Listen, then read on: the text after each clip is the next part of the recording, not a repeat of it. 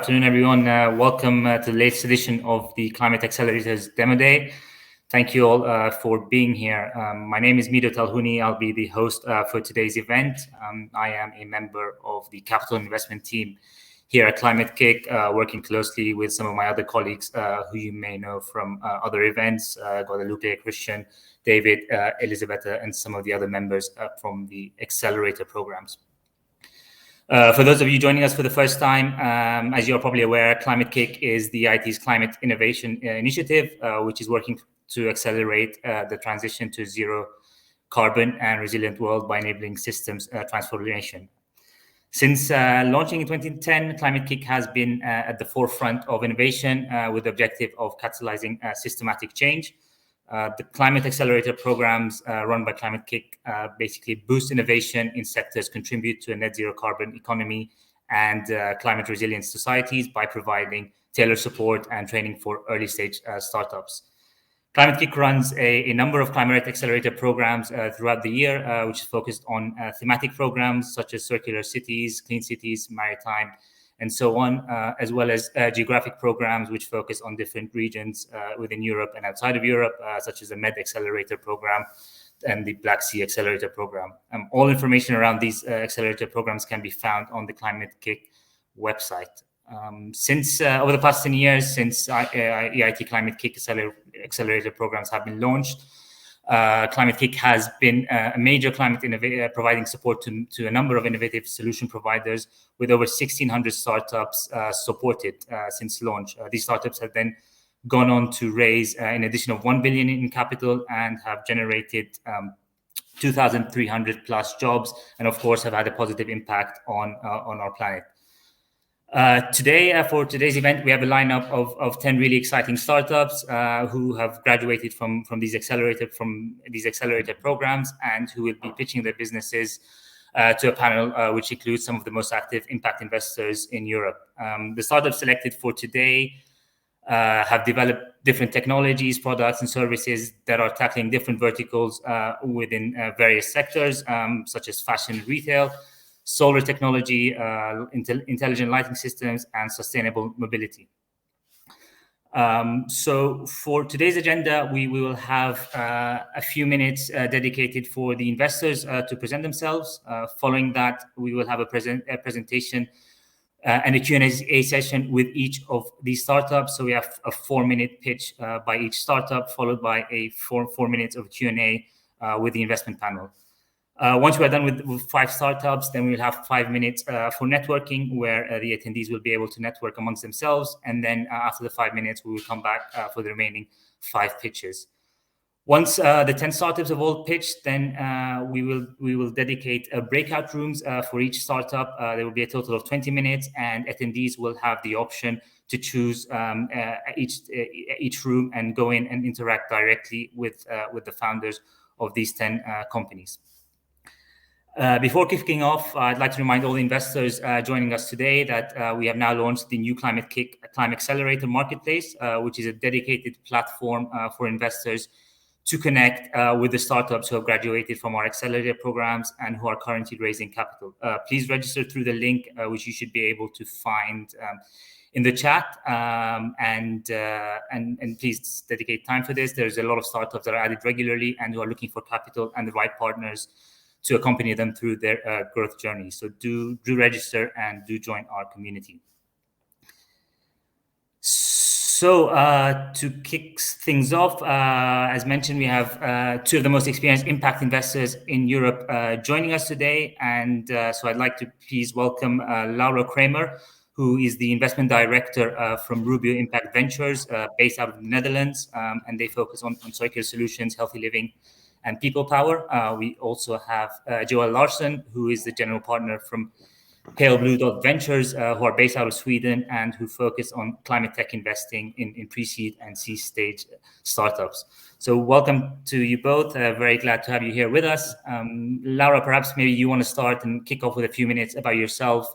Tell us a bit about Rubio Impact Ventures, your investment focus, and what you like to see when speaking to impact founders and looking and evaluating impact startups. Sure. Great to meet you all. Excited to be here. Actually, Climate Kick is a neighbor in our new office, so perhaps I should walk upstairs later to high five with Mido and give you like a new experience in online. But great to meet you all. Rubio has started with its first fund in 2015. Back then, the Netherlands was still the black hole of impact, but luckily we caught up soon. And what we do is we invest since our beginning in companies that solve large societal issues, but with a super smart business model. We really believe that a focus on impact accelerates your financial success. And what we do is we invest in seed stage and Series A. Seed between 500,000 up to 1 million, Series A 2 to 4 million, but ultimately we aim to be partners for the long run and can invest up to 10 million. And what we always look for is great entrepreneurs that have a scalable solution for a concrete social issue. And I think most companies I've seen around here are tackling exactly the issues I'm looking at within the accelerating the energy transition, making smart use of resources, and ultimately making sure we can live on a happy and healthy planet in the future. So looking forward to hearing more about you later. I think, Joel, up to you. Hey, super nice to be here. I'm Joel from Pablo. We're, as Mido said, we're a climate-focused venture fund based in Sweden, in the south of Sweden, in a small place called Malmö. It's across the bridge from Copenhagen. We invest in Europe and in the US as a fund. The fund is about $100 million, usually doing investments of around $1 million plus minus in pre-seed and seed. And for us, we believe that basically every process company in the world will be affected by climate change the coming 10 years. And we are investing in those opportunities that will help solve these problems, reversing climate change, or helping us prepare for a new world that is affected by climate change. And we look for, I think one thing that is different with climate is that climate is a global issue. It's affecting the world, and it's actually affecting the world quite unequally in terms of who are affected by climate change. And we think that the solutions to this problem will come from founders that are from different backgrounds, genders, geographies, and I think that is core for solving these issues. Excellent. Thank you, Laura, Joel. And so we'll now move on to the company pitches, and then following each pitch, you'll have 4 minutes to ask any questions you have with regards to each of these companies. So moving on, I would like to introduce our first company that's pitching today, LEDCity by Patrik Deuss. So Patrik, the floor is yours. Remember, you have 4 minutes for your pitch. Perfect. Thanks a lot for the intro. And I see it already works with the presentation, so I will just jump into it. So glad to be here. We're a Zurich-based startup from Switzerland, and we're tackling climate change in the lighting sector because we found out that lighting systems today are very inefficient, and they lead to up to 30% of the electricity consumption in a building is like related to lighting. And when we deep dive more into the topic, we saw that we're switching to LED. That's good and perfect, but on the other side, how we control lighting is not really solved today. So we're still using technologies which are about 50 years old. That's like classical movement detectors. We just install them, and what they're doing is controlling light very sluggish. So you just turn the light on in the morning, and sometime in the evening you turn them off, and that's not like an efficient way to control them. And we see there a high potential in energy savings.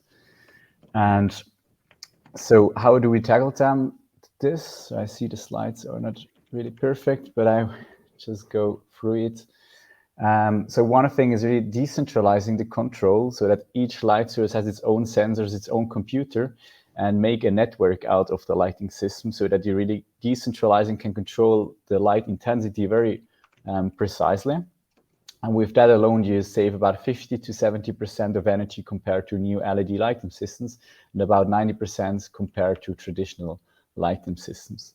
And another benefit is that we having thousands of sensor data out of these light sources, which we can also use to control other systems in the building more efficient, like heating systems, air conditioning, and everything. And we're also very much focused in automating the process, because what we are seeing at the moment is that today's lighting, smart lighting systems, they're not really smart. They're wireless and you can somehow connect sensors with lights, but at the end, the user needs to implement a lot of his intelligence into the system. In our system, it's really, everything is automated. You just plug them in, so it's very user-friendly. And the best thing about the system itself is that it pays for itself because of reduced energy costs and operational costs. It pays for itself about after 2 years. So it's really also a good investment case for building owners. But how does it work at the end? To show you a bit more technology. So what we did first is integrating all these different devices into the light source itself. So you have only the light source, you plug them in, and then you have actually the smart lighting system. So that makes it a lot easier in terms of hardware. On the other side, the next step was to build, to control the intelligence, and because it's decentralized, so it's completely a new thing how to develop this control. And that's basically our magic sauce. That's here in the picture with this AI trained algorithm. And then on top of that, you also can have optional a gateway and collect all this data. Like said, you can use this information from the building to control other things more efficient in the building as well. So that's a bit the 3 steps which we're developing. And now when we come back to the financial part, so the total costs of ownership of the product is about 1/3 to 1/4 of the price which you have with traditional lighting systems today. And that's mostly because of the lower electricity cost, maintenance costs. But as you saw, there are a lot less devices, so you have also less installation costs, less planning costs. And also in material, what you're investing as an owner in the beginning is not that a lot higher, because you have less devices, so you have also less costs. So at the end, it's really also an economical solution. That's also why we have already over 300 customers, mostly in Switzerland at the moment. And that's customers with a large portfolio of real estate, like AXA, insurance, or clients like that, which we are working together. And we're like 4.5 years old. We were mostly bootstrapped till 3 million revenue and 30 employees. And now we did the seed financial round in the beginning of last year. We're planning now the Series A rounds to the end of this year, and we'll be in the 2-digit lower million area, which we're trying to raise. And yeah, I'm looking forward to meet a lot of new people here in this chat and to answer now the questions. Thank you. Thank you, Patrik. Very, very interesting business, and congratulations on getting this far with very limited capital raised.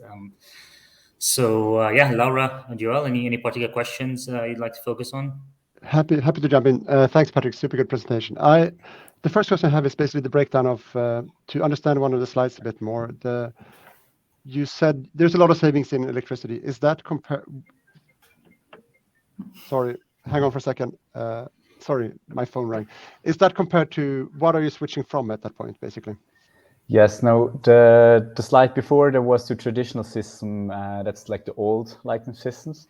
If you compare to newer LED systems, it's like said about 50 to 70% in energy savings alone, and the traditional one are 90%.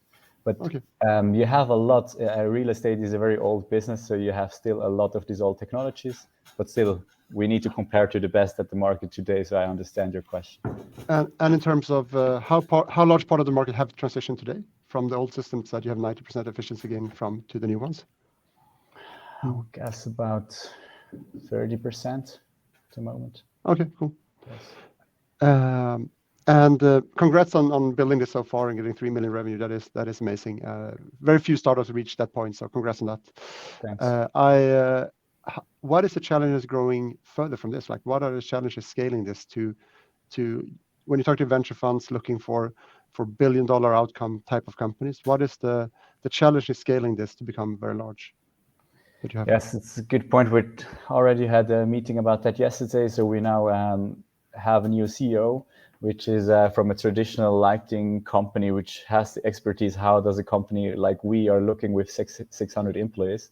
So he's now also in the team, and he knows how the structure needs to be to be really scalable, because at the moment we're 3 young founders and try to go up and up and up. And now with him, we have really also a bit where is the target.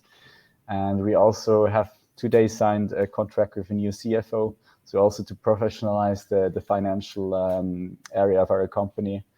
She will start in 1.5 months. So we're preparing a team, people, business. I think it's to scale the company. It's all about expertise. So we're working there also with the board. And other things is in product development. So we're not only having these light sources, we're also releasing in some months a new sensor module, which we can sell to other lighting manufacturers, so that they can make their light smart with just a small hardware piece, that we are not too much in hardware, so we can focus more on the software algorithmics and everything, which is also more scalable than selling lights. Thank you, Patrik. Sorry, need to interrupt you here. We just have one time for a quick question. Laura, any questions, or should we move on? Well, I saved mine for the breakout room. I saw Elizabeth already. Exactly. So we have time for questions. 20 minutes for questions in the breakout rooms later on. So thanks a lot, Patrik, and I'm sure there'll be a lot of interesting questions later on. Thanks a lot. See you later. So moving on to our next startup, we have Alchemie by Simon Kew.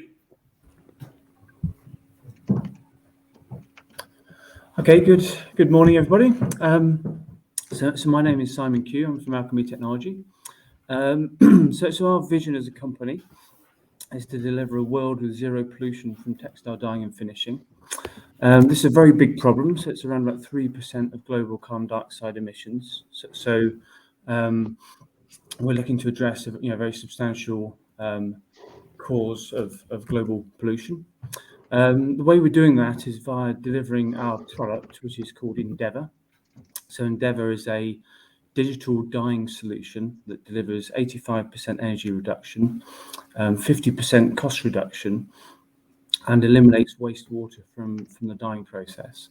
So we think we're very much right place, right time. This is the number one priority for the textile industry, fashion industry. We're going into a very big market. So the market is around about £40 billion worth of machinery.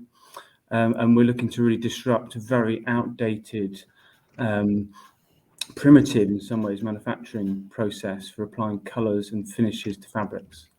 We already have our machine in market. So we have some early adopter customers who've purchased the machine, and we've already demonstrated the fabrics in market. So you can see a photograph there of the H&M Airtop, which is a polyester-based fabric which we launched earlier on last year.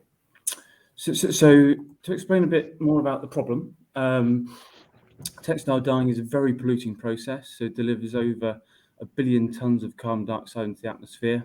It's the number 2 wastewater pollution source on the planet. So it's a very polluting process. Most of this water pollution is acute, so it's local to where textiles are manufactured.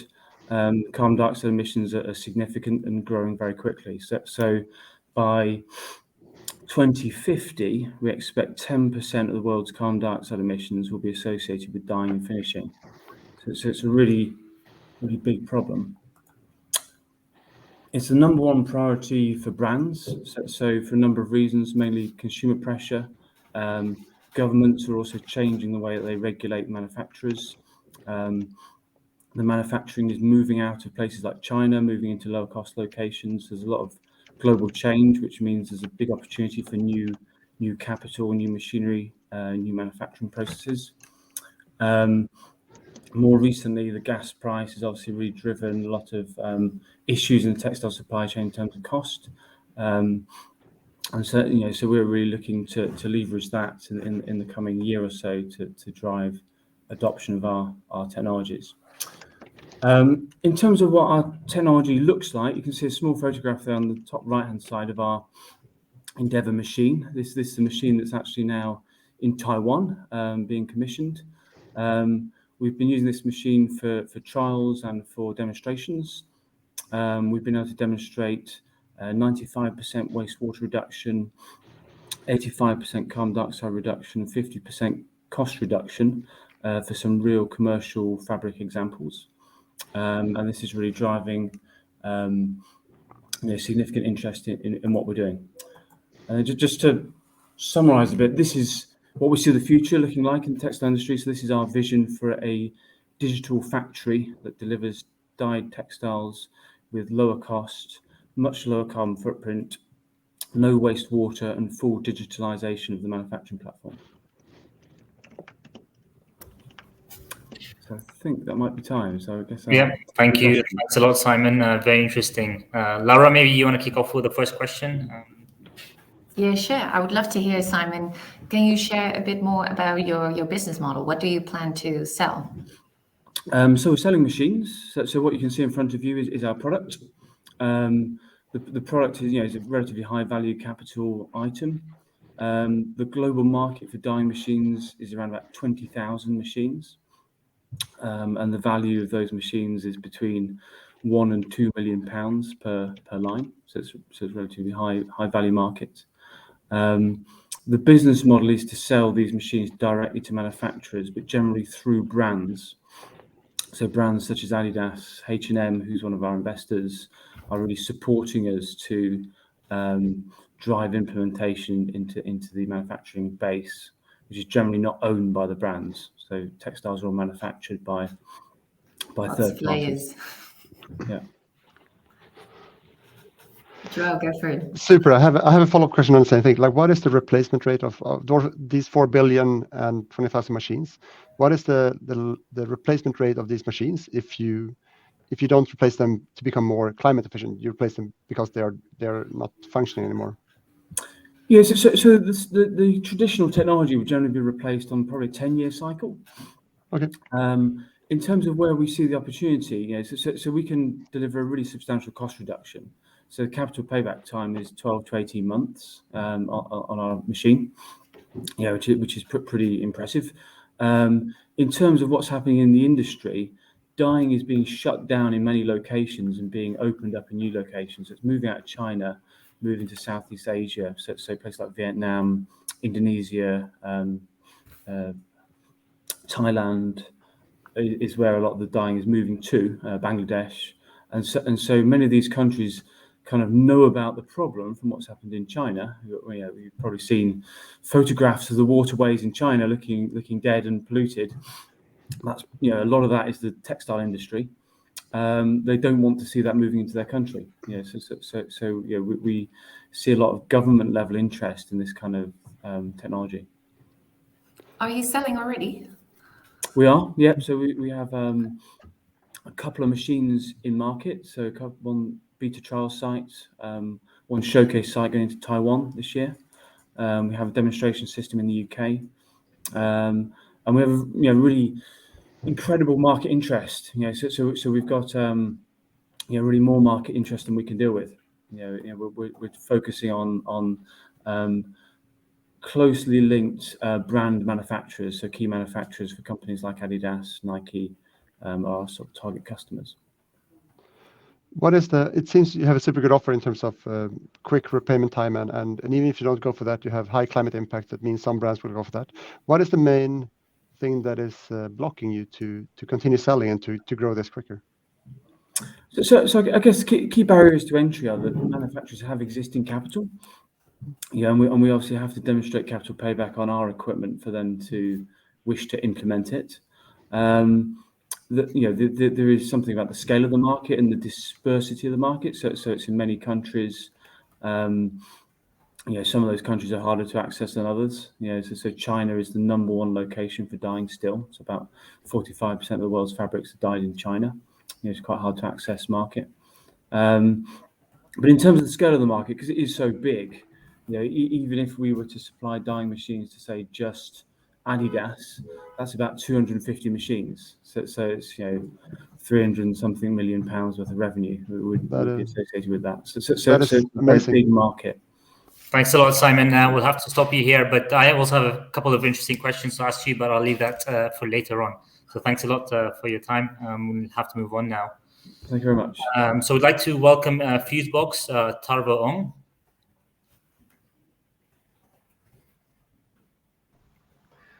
Hello. Yes, hi Tarvo, we can hear you. Not sure we can see Can you? the presentation yet, but it is loading.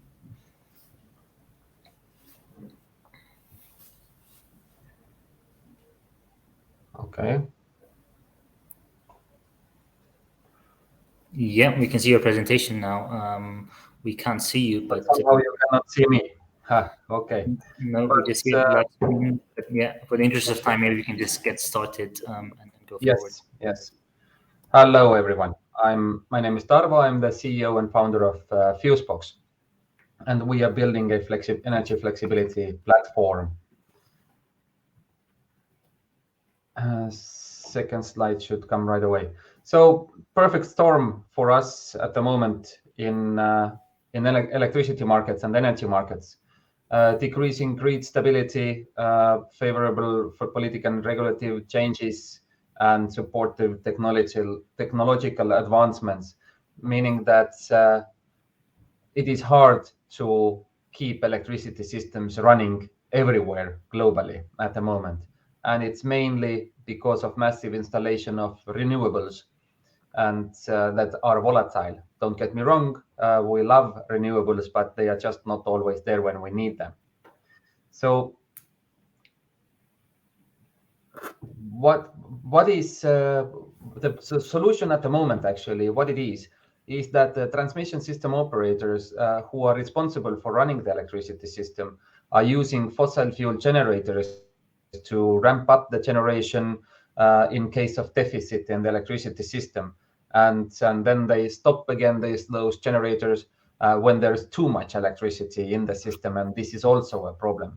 And what Fusebox is doing, we are using electricity consumers to tackle this problem, meaning that we can use buildings and different other sites as a battery, meaning that if there is deficit in the electricity system, then we can lower their electricity consumption by using their inertia. So people inside of the buildings don't feel anything. And if there is too much electricity, then we can make the building to consume more, to preheat, pre-cool, whatever it makes sense to do. And Fusebox is a platform between energy markets and smart technologies, meaning that we are not communicating with clients or building owners directly, but we are allowing companies who produce cooling or heating systems, for example, to attach their technology to our platform. So if you buy a heat pump, for example, for your private home or your office building, then this heat pump can right away participate in the energy markets. Next slide. We can use different kind of buildings, EV charging, batteries, also renewable generation, hydropower plants, cold storages, offices, water utilities. All of those have flexibility in them.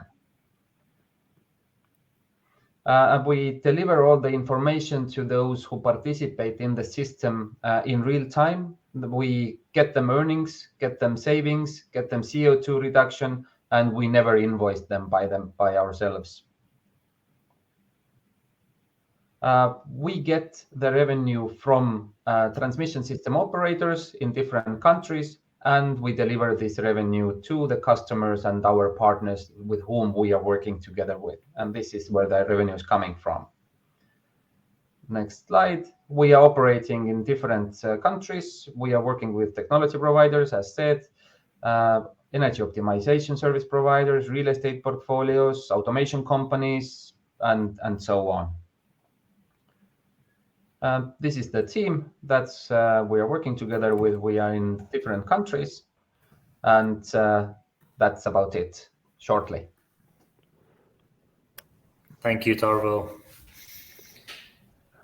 Thank you, Tarvo. Super good presentation. I'm going to start with a detailed question that I do not understand, so sorry for not going high first. And that is about the inertia in a building. And usually this solution depends on batteries, but if you would use inertia in a system itself, how much inertia do you need? Like how much time do you need for this to work in terms of when you compare this to the demand changes in the grid? Seems like we've lost Tarvo. Pity, yeah. Then Yep, I think Yep. we've lost him. He's So, gone. so maybe let's just move on, and then we'll leave that question, Joel, for the breakout super. room. So moving on to a different startup tackling a different industry, Sepia by Federico Sainz. Federico, are you with us? I was thrown out.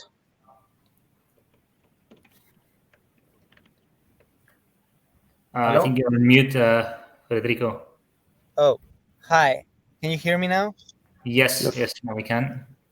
Hi. I was saying that I'm so sorry that I have to pitch from the car, but I'm traveling today, visiting suppliers. So the car is stopped, so nobody has to worry about. I'm gonna share my screen. Let me know if you can see it. Not yet. Screen. Yes. It is loading, so it should be with us in a few seconds. Okay.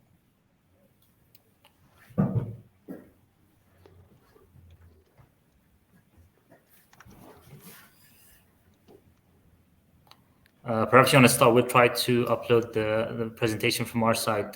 Federico, maybe you want to just kick off with the presentation and we'll try to upload it. But can you see the screen that I'm sharing? No, we cannot see that. If you stop sharing, we can share it, and please go ahead and start with the presentation.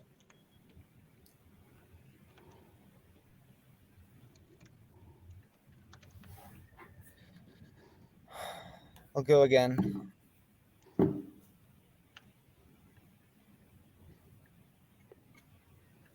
Can you see the screen? No, not yet. Yes? No. No, Okay. we cannot see it. Can you maybe just start off, and then we can see if we can share it from our side, but please go ahead.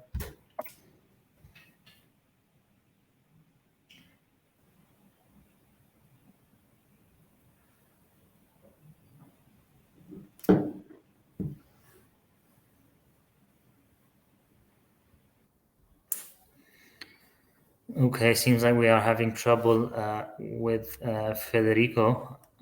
Federico, maybe we'll move on to the next one and then come back to you in the next few minutes, if that's fine.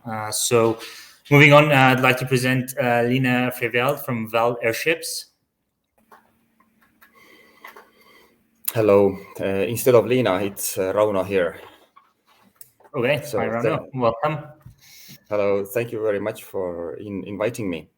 I'd like to present VAAL Airships, and our aim is to provide internet connectivity similar to satellites, but with much lower carbon footprint and much cheaper as well. And another issue that we're tackling is space debris. When you have systems in stratosphere, you're not in orbit, and you can avoid a lot of space debris, which could be a huge problem in coming decades.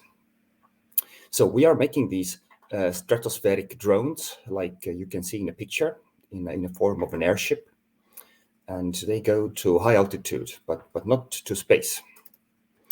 What's also very necessary to do is to monitor all sorts of climate situations all around the world, chemistries, gas situations, what's happening on the ground, and monitoring some crisis situations more closely. So this is also possible to do, and it's done by satellites currently, but the space debris will be a huge issue in coming decades. What you see here now is all the white dots are satellites.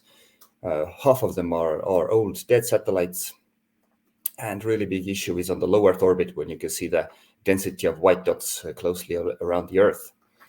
Now, our solution is to bring these technologies from space closer to Earth, to stratosphere. And you can see our solution in the middle here, the middle picture. The stratospheric systems stay at 20 kilometers altitude.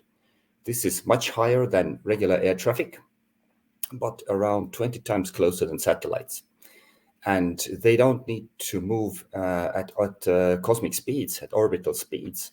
They can stay in one spot, which makes available constant monitoring of some areas with very high resolution, much better resolution than satellites, and also makes available very low latency internet. For example, between continents, the latencies can be brought down from the current like 70 milliseconds to 50 or 60 milliseconds. And this has a huge impact on some markets like high frequency trading. But also all these communication solutions and Earth observation solutions, they come with much lower CO2 costs. The business model is starting with one system, one VAAL or a large whale that flies in the stratosphere. And this is able to provide offshore networking and Earth observation. We have first interested parties in Norway and ship companies that operate off the coast of Norway. The next step would be high-speed communication, and this needs like a chain between Europe and American continents. About 10 of these VAALs will need to address that, or larger clusters as well. And to go to global scale, it needs just a couple of thousand of these stratospheric systems to cover the whole Earth with constant either visual monitoring solutions and also connectivity, high-speed internet connectivity.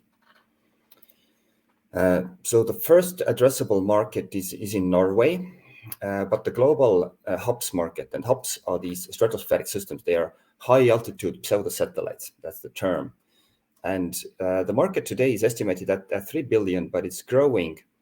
And all the business solutions are not yet evident. We don't know yet what's coming around the corner, what are the next solutions.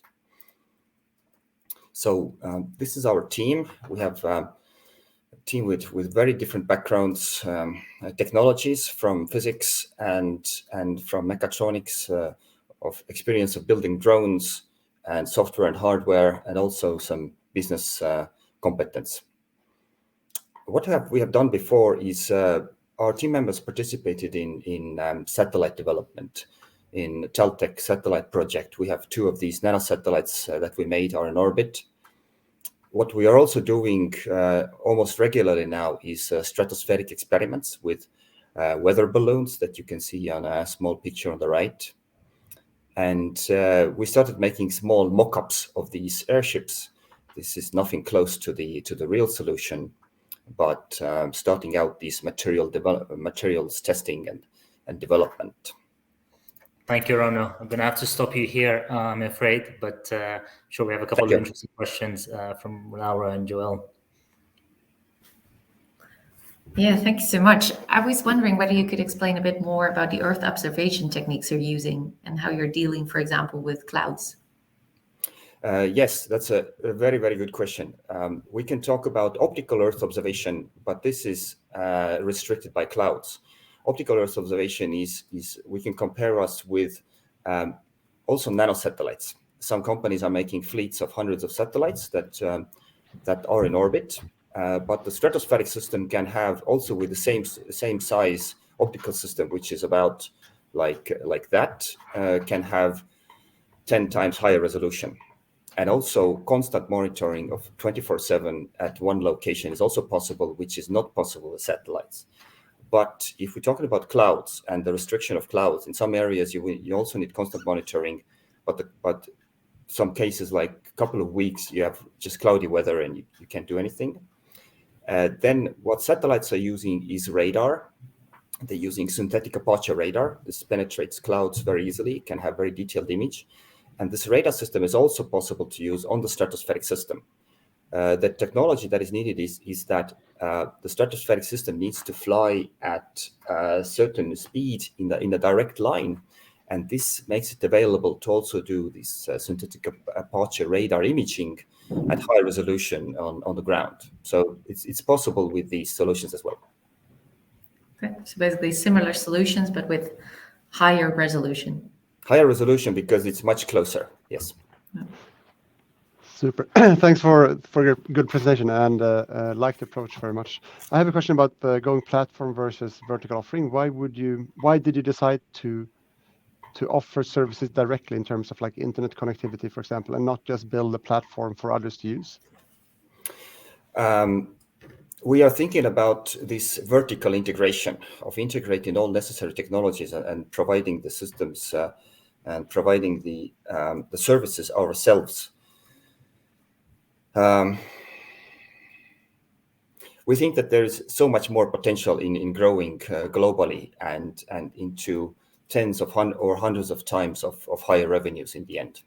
It is a more difficult path, but because our team members have been thinking about the basic physics solutions, the low TRL systems, also through all these communication technologies that are needed to business cases as well. So we have like ideas covering all these verticals until the final clients. Therefore, we think it's possible to do. Cool.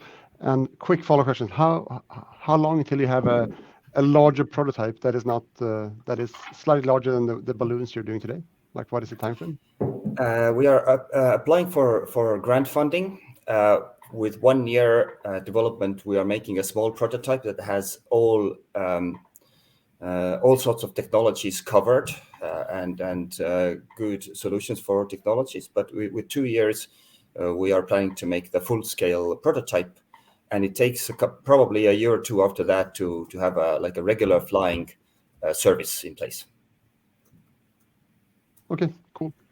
Excellent. Thank you, Rauno. We'll see you again in the breakout rooms.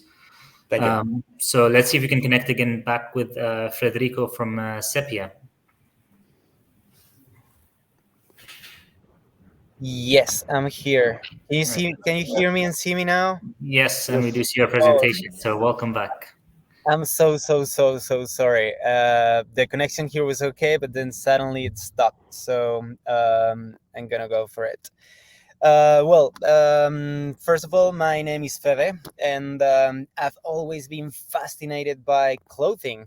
Actually, even though I can't see you, I guess all of you are wearing clothes right now. And actually is the object that we spend the most time with during our lifetime, is the one that protects us since we are born, and the one that identifies us as individuals.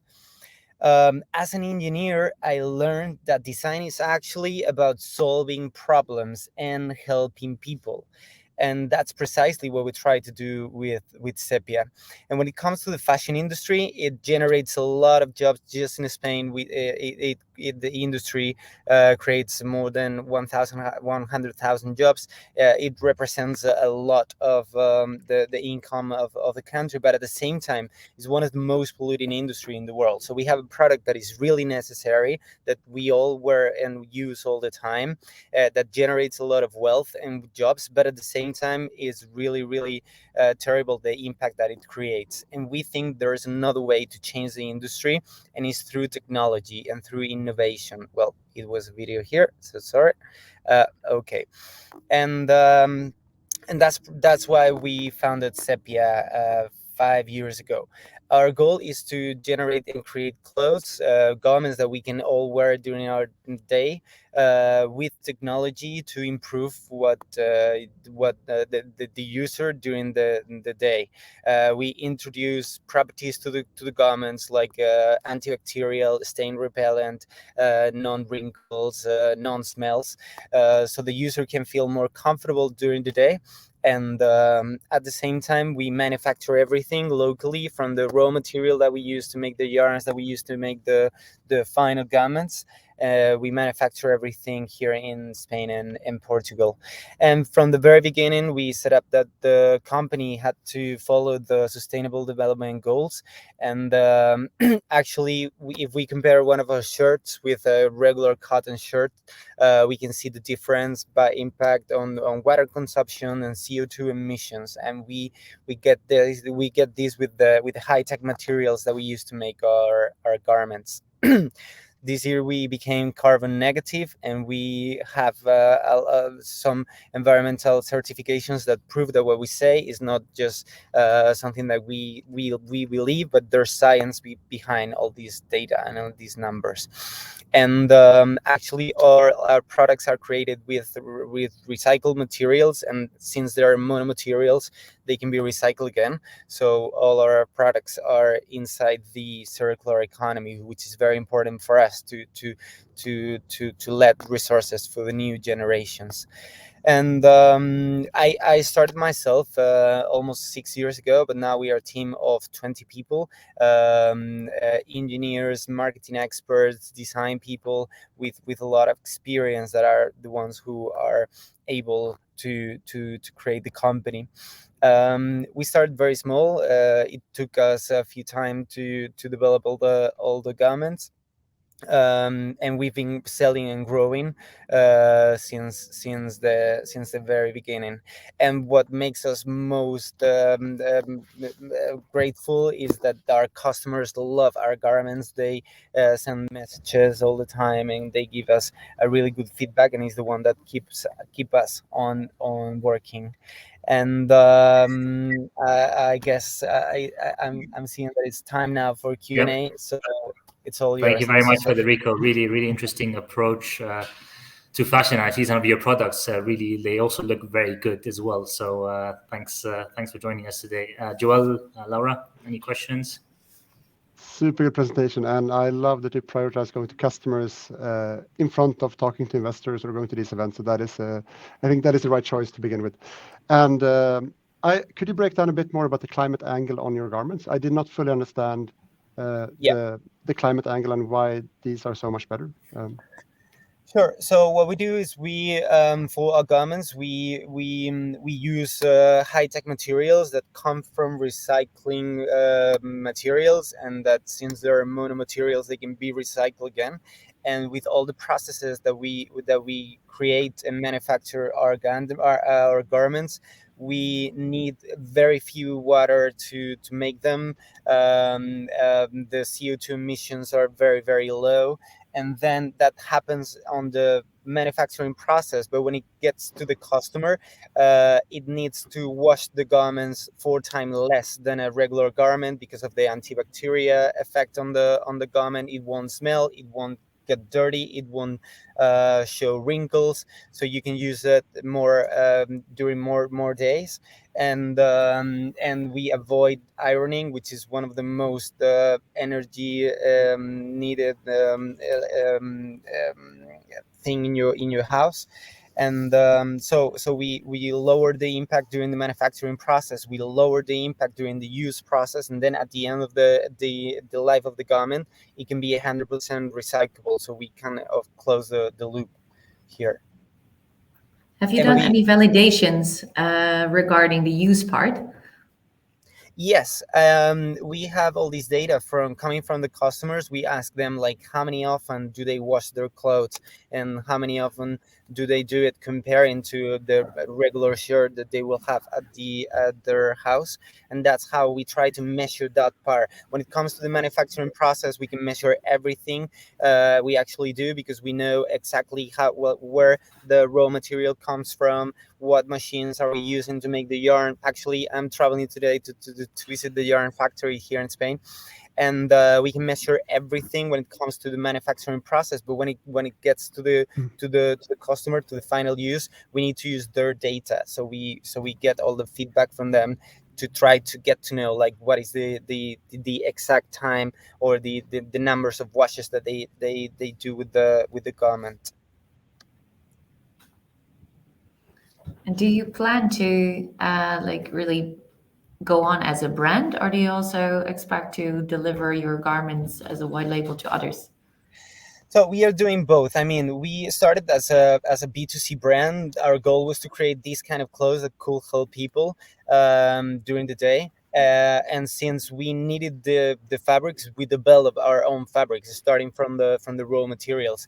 And now we have very interesting fabrics that we are using for our own clothes, but we are also collaborating with brands, and we support them with our technology, but they do their own designs. We've been working with a very big brand here in Spain called El Ganso, and we've been creating a collection for for them for over a year, and they use our technology. It's El Ganso by Sepia, these kind of collaborations. And we also collaborate with companies creating uniforms for companies. So we have our B2C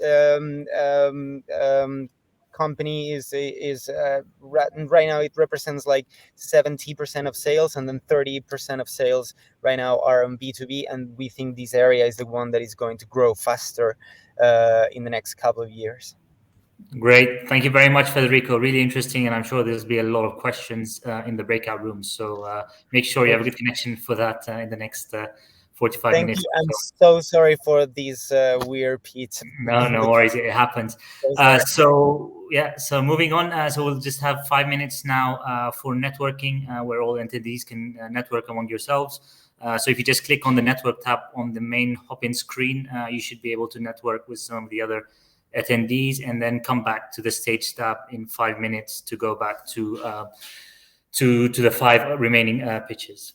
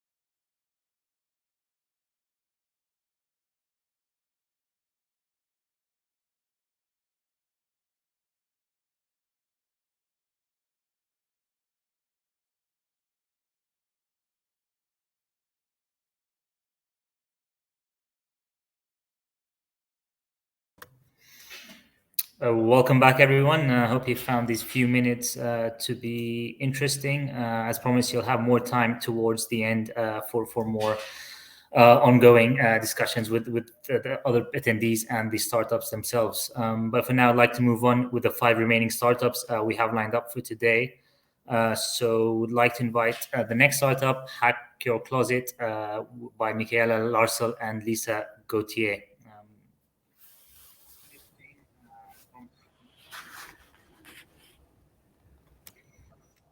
All right, super. Hi, we're waiting for the door is coming. Oh, yeah.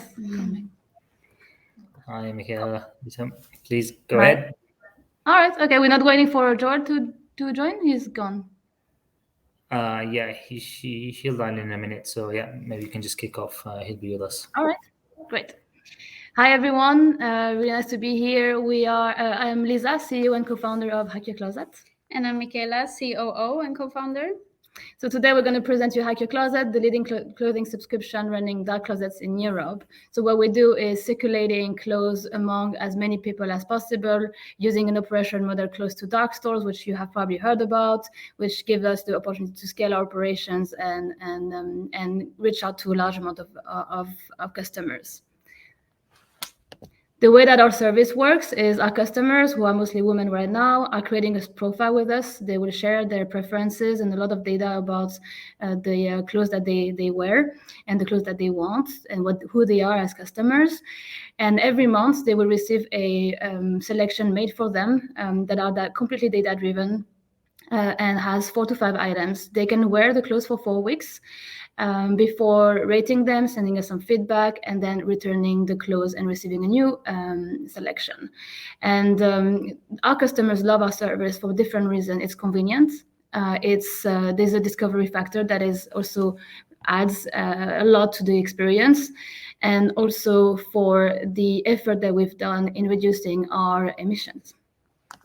We have what we call a guilt-free service, and what we mean by that is what we've heard in 2 similar pitches today. The clothing industry is one of the most polluting industries in the world. It accounts for 10% of the global carbon emissions and 20% of wastewater. And with our service, we're able to reduce that with 97%. We have done LCA calculations, and they are verified by a third party. And we have compared this to average consumption of a person in Europe, which is about 3 items per month, per person that they buy.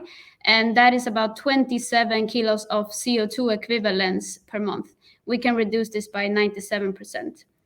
And we have made this possible by making sure that we optimize our operations, but also maximizing the value of unused clothes, because we know that the most important thing that we can do is to use the clothes that are already produced for as long as possible and for as much as possible. Reuse the resources that are already in the value chain. And we have done this because our closet consists of secondhand, it's overstocks, it's samples, it's dead stocks, it's everything around underutilized clothes. And we are working with some of the largest players in the industry right now to get their stock circulating. We want to scale up this impact as much as possible, and that is what we're doing today. Yes, we are scaling, and after launching into different European markets, we are expecting to open 5 different markets, including the US, in the next 18 to 24 months. We currently have over 61,000 garments on rotation, some of them reaching out up to 35 different users, and we have reached annual recurring revenue of $1 million US. So right now, we're actually currently raising our Series A, and for those in the audience who are in London, we'll be there next week. We are currently located in Stockholm and in France, but we are really excited to meet some of you and see if there's an opportunity for us to meet. Thanks for listening. Thank you.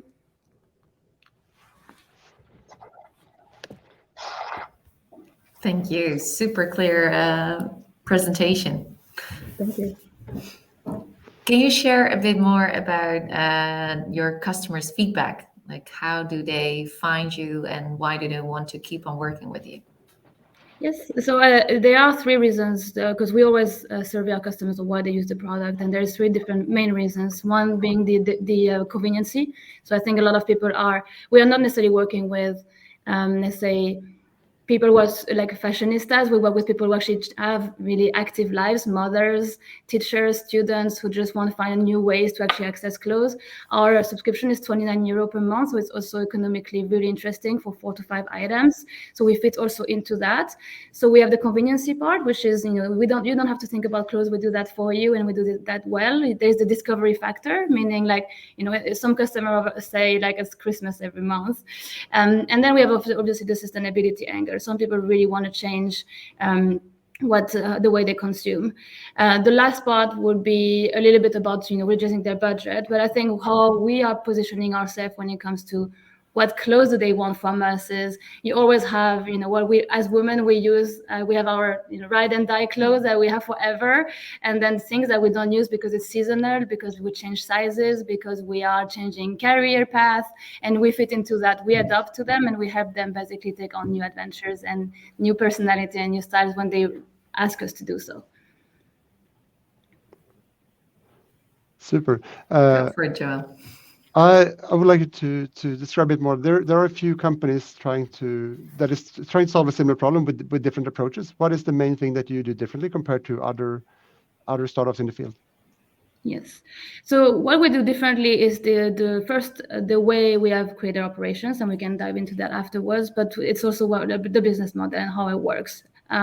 We are not, the value proposition, as I said before, is conveniency. It's a different way to access clothes. We're not here to, for example, provide you clothes that you can't afford otherwise. They are, for example, rental model, which we're not really, who propose like the latest latest trends at a lower price, but by default, the latest trends are not sustainable, so you wouldn't be able to actually circulate those items, right? So those platforms create their own issue when it comes to offer and demand. So because we select the clothes for our customers, we optimize that, and we optimize the usage as much as we can, and we're data driven. So I mean, our everything that is happening behind the scene is a lot of engineers and operational hackers just getting things done. I always like to say that we are engineers running closets for people, the same way that other companies like Spotify are not necessarily a lot of music lovers. There's a lot of engineers just understanding how to take a different approach to a problem that is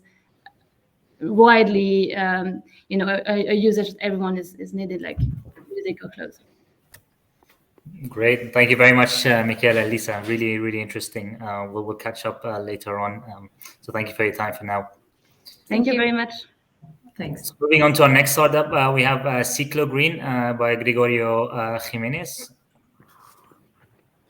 Hi, nice to see you. Hopefully you will see my presentation soon.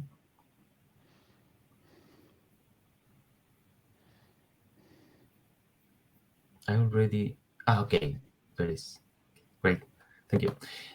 Well, I'm the CEO of Ciclogreen, and what we do, we help companies to reduce their CO2 emissions, promoting sustainable mobility. Why are we doing this? To solve this huge environmental, social, and economic problem. If I'm able to change the slide. Okay, there is a delay. Okay. Most employees keep going to work like that, by car, and they are suffering from stress, but also increasing CO2 emissions and air pollution that kills 7 million people in the world every year. Companies are aware of this problem. They want to change their employees' mobility patterns and behavior, but then they face two main barriers. First one is that there is a lack of motivation from employees to change behavior because they are really used to go to work by car. And the second problem is that there is a lack of mobility data to be able to calculate CO2 emissions related to mobility, and also for cities to improve infrastructure and services. I'm trying to change the slide. Okay, now. Well, we provide a solution to our customers to overcome these two barriers. First of all, a tracking app that allows companies to reward their employees for using sustainable means of transport. How does it work? Employees only have to download the app and that become corporative. That is. Use it to register the sustainable trips to work. Ciclogreen will transform those sustainable kilometers into points redeemable for rewards. And they will join virtual challenges and be able to win, for example, a free electrical bicycle. And that's powerful motivation to change behavior. And at the same time, powerful data, mobility data, that we provide to the city councils, like the City Council of Barcelona, one of our customers, and to companies in terms of CO2 emission reduction. Trying to change. Okay, and next slide, if possible. Okay, Avatos business model is highly scalable. It's a software as a service B2B. We offer a customized reward system for companies for a monthly fee. We were, by the way, part of the ClimAccelerator acceleration program, and the product have been improved by 2 other European acceleration programs, Frontier Cities 2 and European Data Incubator. We are offering this solution in a huge market, and it's growing, targeting more than 45,000 large companies only in Europe. The market is growing, and also our sales. We have been able to double our revenue. Could you change the slide, please? Okay. We have been able to double our revenue last year. We are working with big companies like Decathlon, Saphir, or Louis Vuitton. More than 70,000 users. The opportunity is huge, and we have the right team. Next slide, please, if possible, to keep growing this business. I have a PhD in biology, and the founders team have already expertise in financials and marketing and communication. We have a strong developers team, including a designer, and a small but capable sales team. And to get the most of this global opportunity, we are now opening our 3rd investment round, accepting convertible notes. We have already been invested by 3 impact funds, Ship to Be, the impact fund from Ayesa Business School, and also from the Bolsa Social. And we will focus soon on internationalization. So really happy to answer your questions. Thank you. Sorry for the... Thank you, Gregorio. Thank you. I like the approach, and I've anecdotally heard that for IKEA, for example, a large part of the footprint they have is basically the consumers commuting to the stores, and in some way targeting employees or consumers for Ente is super smart. In terms of the 70,000 users you have, can you give some example of like a success case where you had a large impact?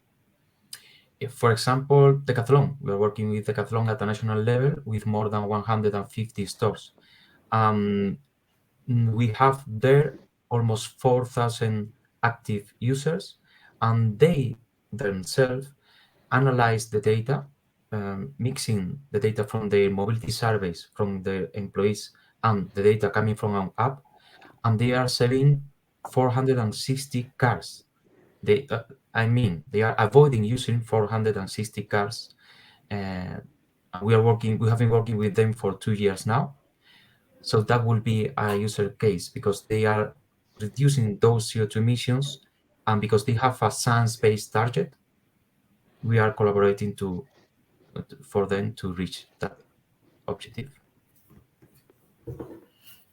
Super. Could you share maybe how you validate whether people are really changing behavior and not doing like they've always done? And that's a great question because, of course, we have a lot of users that already were cycling or sharing a car before. What we have done there is asking our users, using a survey inside the app every year, did you change your behavior to use more sustainable means of transport thanks to this app? And 65% of them answered yes. At the same time, we are now helping companies to design their sustainable mobility plan. So we make a survey to our employees, get information and define a baseline of emissions and mobility behaviors, apply our solution, and then have a look to changes. We have been less than 1 year doing this, but we will have soon data about how we reach objectives in terms of reduction of the use of private vehicles. But for example, Decathlon did that themselves. That's because we have already that data. Thanks. Excellent. We have maybe time for one more question, Joel.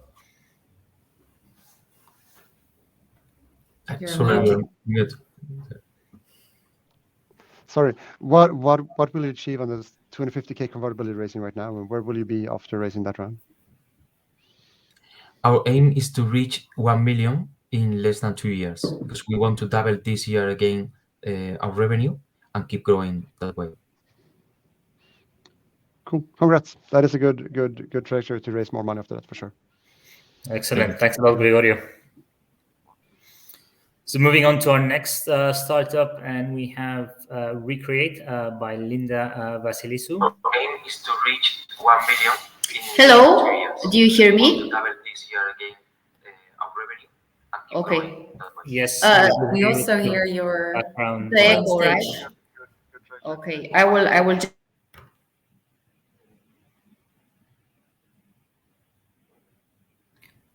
You're on mute, Linda. Do you want to try again? I think you want to mute the main stage.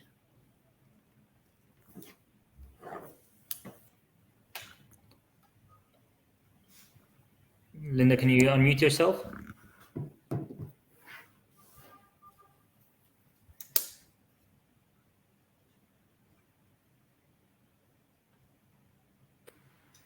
do you hear me now? Yes, now Is it's it great. working? Please go ahead. Okay, great. And you see the slides, right? I will try to be very Yep. fast. Okay, so hello everyone. I represent Recreate today. We started our business in Romania, so we will tell you about what we did so far in Romania and what is our concept. But our concept is actually addressing the packaging market for online deliveries, and it's applicable everywhere, not just in Romania. I'll just switch through the slides. It works. So we know there are studies made by Ellen MacArthur saying that actually converting only 20% of the packaging to reusable systems is a plus $10 billion opportunity. And this is what we address. We are trying to offer an alternative to traditional packaging into a reuse system. And you probably have heard about other solutions, especially in Scandinavia. They are all familiar: Repack, Pack-Orang, Rezip, and so on. We take a bit of a different approach. We know and we work with these people. We consider them very innovative, and we respect them. They are focusing mostly on the packaging itself and on how can this work through the logistic processes. What we are doing is focusing on a system of returning. How can you actually make sure that these bags or boxes are being reused? Implies that you are making sure that they are being sent back and they are reused for another cycle. So why we think we are different? Because we are looking at the process. So we are looking at the pain points of the main stakeholders. You have the consumers, and they need to integrate the return in their daily process. So we make it very easy for them to do that. We have the e-commerce stores, and this is actually the biggest challenge we consider now in Europe. How can you match the low prices of cardboard and plastic? They are really low, and we need to provide a service which is as cheap so that they can really bring their volumes into another system, right? And then there's the challenge that the logistic operators are facing. How can you make the process in a very efficient manner so that it doesn't complicate whatever they do naturally? So we are doing consolidations, we are doing dynamic issuance of travel orders and so on. And altogether, our system allows us to monetize through a package as a service. We are charging a fee each time a package is being used, and this fee is at par with current prices of single usage packaging. How can we do that? We do it through our platform. We developed already the first version, and I will explain further what we do in Romania. We have the first version of this platform, which is interfacing all the stakeholders and determines processes in relation to them. Just for you to understand where we are, we started about 3 years ago. We developed the first version of our platform. We started with a pilot in Romania on the biggest bookstore. We have an adoption rate which is still there, around 10 to 20% of everyone that sees this option in the checkout. And we are starting January scaling with DPD. in Romania. We have a national partnership, and we have right now about a bit more than 1,000 transactions monthly for different verticals, such as books, fashion, baby, personal care, and biofood. So everything which is not fragile. And we have started last year, and we have successful tests, and we still go on in Austria. I'm based in Vienna, but the business is Romanian. We are not many people in the team. We're pretty agile, so to say, but we do have a lot of advisors which joined us from the beginning, but also in the seed round that we had last year in our company. And we are actually raising money. We are raising 350,000 euros for the development of a model which is scalable in Romania, but also in Europe. We are going to put this money mostly in software development, and we expect to become positive sometimes in 2 years, let's say, because we are mainly a software company. And I think this is all. Now we are looking for investors, mentors, anyone that can, give us an advice. And you guys, I'm sure you have a lot of advices as you have seen the environment. We're looking for partners and any type of feedback. So thank you very much. Thank you very much, Linda. Thank you, Linda. Just a quick question to make sure I understand correctly. You are targeting now the e-commerce platforms, right? So you really want to replace the cardboard boxing that you receive when you get a package. Exactly, or single usage packaging, right? Which is not recyclable. So this is what we want to replace, exactly. Okay, clear. I think Joel was also eager to ask a question. Thanks. My question is more about the how this will scale outside of Romania, and if there are any challenges in Europe in terms of the stakeholders you integrate to in terms of delivery, in terms of returning of packaging, and how this works when you scale outside of Romania.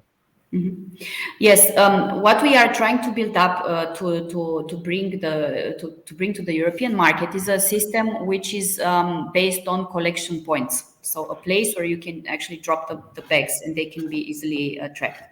There is a similar model, if you're aware of this, in Austria with Alles Gurgelt, it's called. It's the way that people are testing themselves right now for Corona. They are just doing a test at home. There's an interface with the customer, and then there's a drop-off box in a network which is pretty much everywhere in the country, right? So it's a system which implies consolidation, more or less, right? So that's the part that we are looking at, and we are looking to partner up either with retailers or with couriers that have a lot of branches, more or less. The key is really having these spots everywhere available. Can you talk a bit about the future in like 5-10 years? We know e-commerce is booming and there's going to be way more packaging. How do you think the future looks, and how large part of the packaging chain will you, if everything goes super well, how large can this be basically? Well, our plan now for Romania, which is a market which is less doing than other markets, is to reach about 7% of the market in 3 years. I am sure that if we go Western Europe, this will be more. The challenge, I think, is really bringing a product which is standardized enough that it doesn't create problems, and it's also cheap enough. That's, I think, the challenge. How can you make a service which is cheap enough? And I think that's the part that we are focusing, and we actually managed to do that in Romania. Super, thanks. Thank you, Linda. We look forward to seeing how the business grows in the coming years. Thank you. So we have to move on now, and we're moving on to our next startup, SolarMonkey, by Jan Pieter. Jan, are you with us? Yes. Can you see and hear me? Yep, now we can, and we see your presentation. So please go ahead. Perfect. Right. So my name is Jan Pieter. I'm the founder and CEO at SolarMonkey, and the purpose of SolarMonkey is accelerating the solar energy transition. The transition towards more solar panels. And how we do that is we deliver software, B2B SaaS softwares, to installers, suppliers of solar panels that helps them to work much more effectively. And we are now on the market for a 5 million investment round, looking to close that sometime in the second quarter of this year, to further fuel our mission. And before diving into exactly what and how we do that, let's dive a little bit into the solar market itself. And you are probably very well aware, but the solar markets are growing very, very rapidly. And we've seen in the past 10 years, it has grown from 23 gigawatt peaks installed per year towards 138 gigawatt peaks per year. So times 6 in 10 years. And this growth is expected to continue in the future and expect to double in the years to come. And well, also with unfortunate events of raising gas prices, a war waging in Ukraine, we see very recently really a surge in solar energy for sustainability, but also because of independence of other sources. So a very, very key topic and a very important topic that we are very proud of driving. However, in this market, there are also a couple of bottlenecks. So even though demand is very high, those bottlenecks are twofold. And first of all, the sales and quotation process is still fairly efficient. So if you take a traditional installer, they would visit a location, measure roof dimensions, they would have their own Excel or calculation model to generate a quote. And that process can take up to 5 hours. Now, at SolarMonkey, we deliver a piece of software that allows them to do that within 5 minutes. Then on the aftercare part, after installation, we also see that although installers want to upsell to other products, to EV poles, heat pumps, a lot of that opportunity is left untapped. So that's what we provide with SolarMonkey. So our product has 2 components, and the first component is design and sales. So on the basis of an aerial image in combination with 3D data, we allow our clients to remotely design a solar panel system, to calculate the yields and to generate a quote all within a couple of minutes. It is super easy to use, so I could teach any one of you within 30 minutes how to use SolarMonkey and to actually start selling solar panels. And we optimize the workflow of larger businesses through integrations with CRMs and field management. So you can really see us as the sales engine, as the business driver of solar suppliers. Then on the aftercare part, we help installers to provide impeccable aftercare by monitoring portfolios of solar panel systems, but also to drive more business, to upsell towards other products like heat pumps, charging poles, generating referrals through a client engagement portal. Now, with this growing market, there's a lot of market opportunity. So if we look at the total solar market by 2025, we're looking to a market that in total will approximate 200 billion euros. We estimate that with the business models that we envision, there's an addressable market of 8.2 million. And we are first targeting with the 2 business models already mentioned, so on the design and sales part and also on the aftercare part.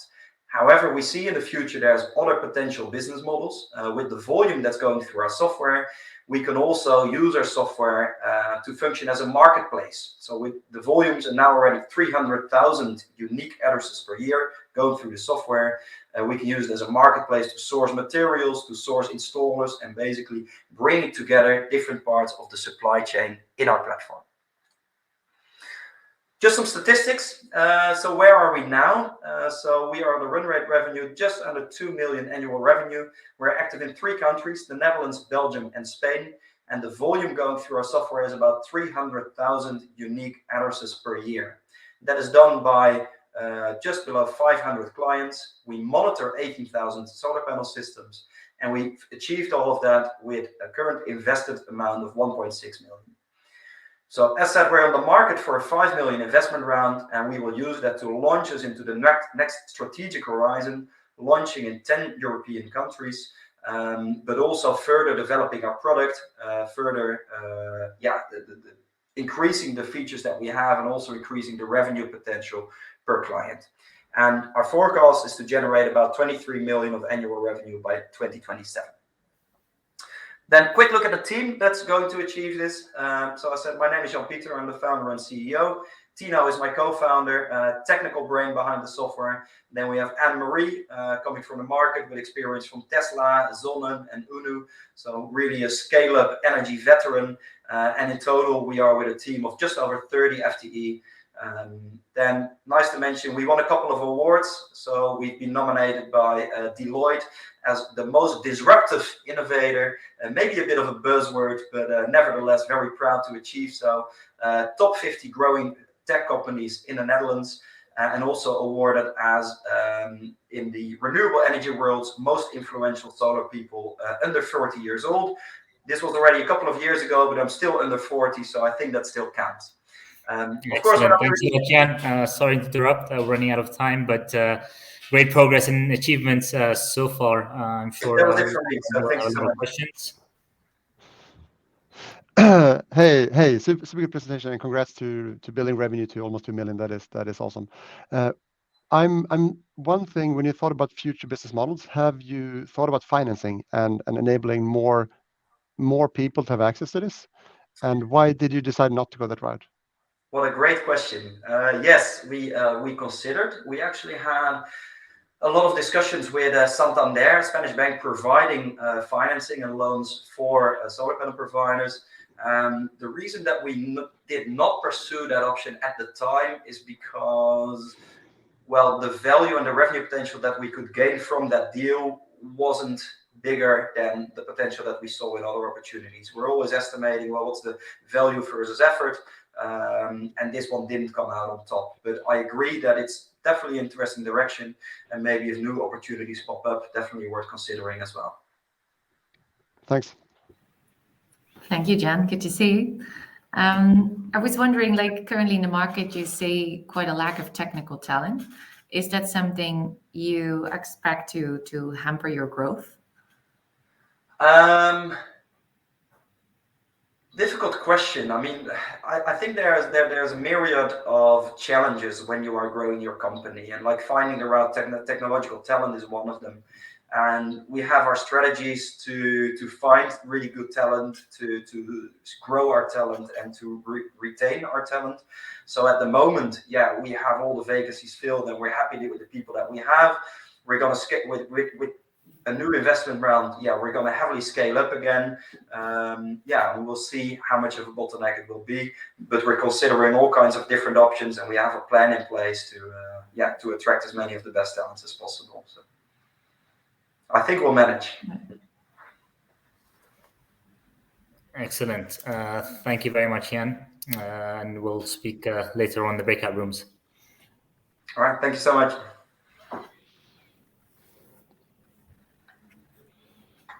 So moving on, we should have our last startup for today, Naked Energy, Jonny Williams, who should be joining us. Yep. Hi, Jonny, can you hear us? Yes, I can. I'm just sharing my screen.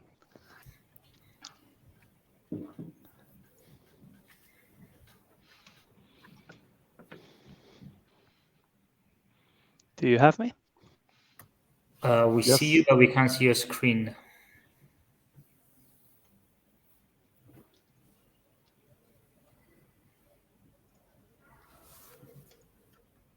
Okay.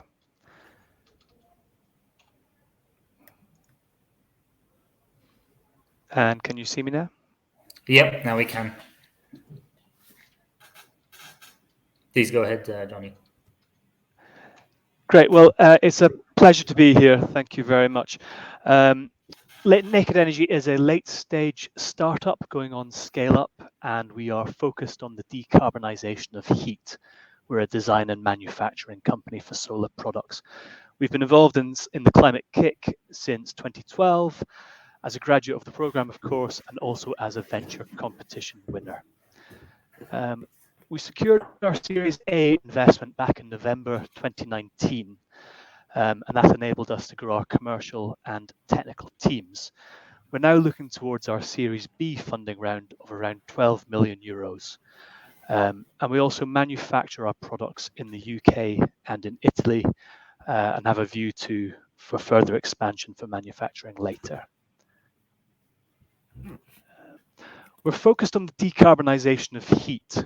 In Europe and further afield, we're doing very well in terms of decarbonizing the power sector, and that electricity can be used for transport and it can be used for heat through heat pumps.